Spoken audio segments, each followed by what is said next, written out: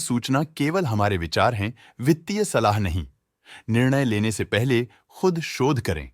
किसी भी लाभ या हानि के लिए हम उत्तरदायी नहीं हैं।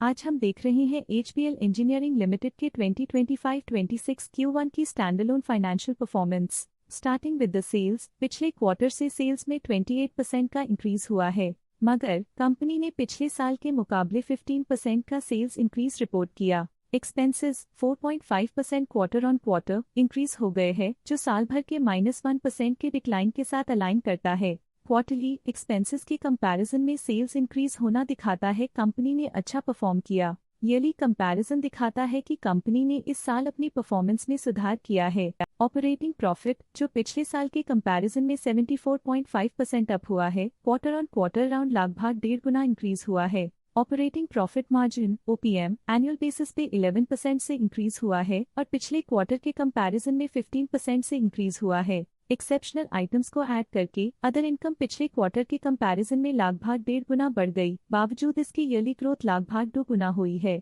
इंटरेस्ट एक्सपेंसेस पिछले क्वार्टर से 79.5% अप हुआ, लेकिन ईयर ओवर ईयर इंक्रीज लगभग 3 गुना हुआ है। डिप्रिशिएशन कॉस्ट में 3% का क्लाइम देखने को मिला और ईयरली बेसिस पे 5% का इंक्रीज देखा गया। प्रॉफिट बिफोर टैक्स एनुअली 86% बढ़ा, लेकिन प्रीसीडिंग क्वार्टर से लगभग 1.5 गुना बढ़ा है। इस साल कंपनी ने 26.5% टैक्स पे किया और क्वार्टरली कंपनी ने 26% टैक्स पे किया है। नेट प्रॉफिट ने ईयर ऑन ईयर 88% का इंक्रीज दिखाया, लेकिन लास्ट क्वार्टर से लगभग 1.5 गुना का इंक्रीज हुआ है। इस क्वार्टर में कंपनी का परफॉर्मेंस काफी अच्छा रहा। वहीं अगर एनुअल एनालिसिस की बात करें तो इस साल कंपनी का परफॉर्मेंस काफी अच्छा था। अर्निंग्स पर शेयर EPS में साल भर में अप्रॉक्स 2 गुना का इजाफा देखा गया, जो कंपनी की बेहतर परफॉर्मेंस को दिखाता है। HBL इंजीनियरिंग लिमिटेड के फाइनेंशियल स्नैपशॉट को रिव्यू करते हुए कुछ मुख्य ट्रेंड्स सामने आए हैं जो कंपनी की परफॉर्मेंस पे रोशनी डालते हैं। जून 2022 से जून 2025 तक HBL इंजीनियरिंग लिमिटेड की फाइनेंशियल जर्नी में सबसे पहले बात करते हैं सेल्स की।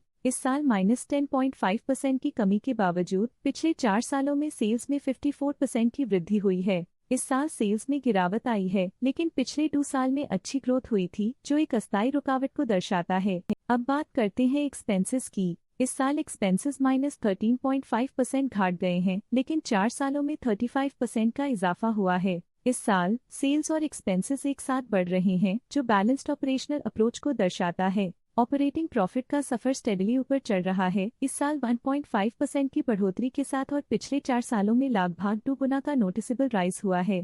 पिछले 3 साल से ऑपरेटिंग प्रॉफिट लगातार बढ़ रहा है, जो कॉस्ट मैनेजमेंट और ऑपरेशनल कुशलता को दर्शाता है। नेट प्रॉफिट का सफर ऊपर की ओर चल पड़ा है, इस साल 15% की चढ़ाई के साथ पिछले 4 सालों में लगभग 2.5 गुना की शानदार वृद्धि हुई है। पिछले 3 साल से नेट प्रॉफिट लगातार बढ़ रहा है, जो फाइनेंशियल हेल्थ को मजबूती देते हुए इन्वेस्टर्स का ध्यान आकर्षित करता है। इस साल EPS में -2.5% की कमी के बावजूद लंबी अवधि में देखा जाए तो लगभग 2 गुना की मजबूत वृद्धि हुई है। इस साल EPS में कमी आने के बावजूद पिछले सालों की ग्रोथ कंपनी की मजबूत ओवरऑल परफॉर्मेंस को अंडरलाइन करती है। चलिए अब बात करते हैं शेयर होल्डिंग पैटर्न की। HBL इंजीनियरिंग की शेयर होल्डिंग रिपोर्ट्स कुछ इस प्रकार की हैं, जो अननोन 2025 के तक चलता है। ये रिपोर्ट कंपनी के शेयर्स की डिटेल्ड जानकारी देता है, जिसमें promoters, promoter groups, foreign investors, public investors और सरकारी एंटिटीज शामिल हैं।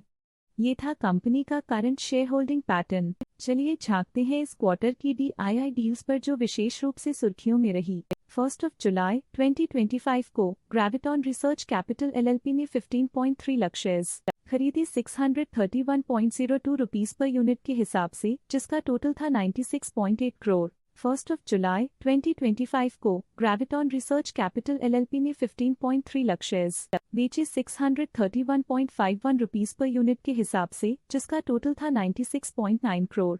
1 अप्रैल 2025 को ग्रेविटॉन रिसर्च कैपिटल LLP ने 27 लाख शेयर्स खरीद लिए 518.23 रुपीस पर यूनिट के हिसाब से, जिसका टोटल था 139.7 करोड़।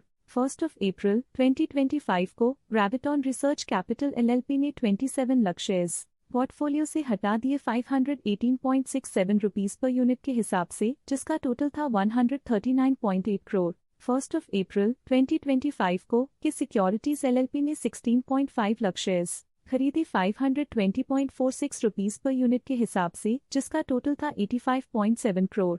1 अप्रैल 2025 को के सिक्योरिटीज एलएलपी ने 16.4 लाख शेयर्स बेचे 519.01 रुपीस पर यूनिट के हिसाब से, जिसका टोटल था 85.4 करोड़। इस क्वार्टर के DII डील्स के विश्लेषण को समाप्त करते हुए हम उम्मीद करते हैं कि आपको ये जानकारियां नई इंसाइट्स प्रदान करती होंगी।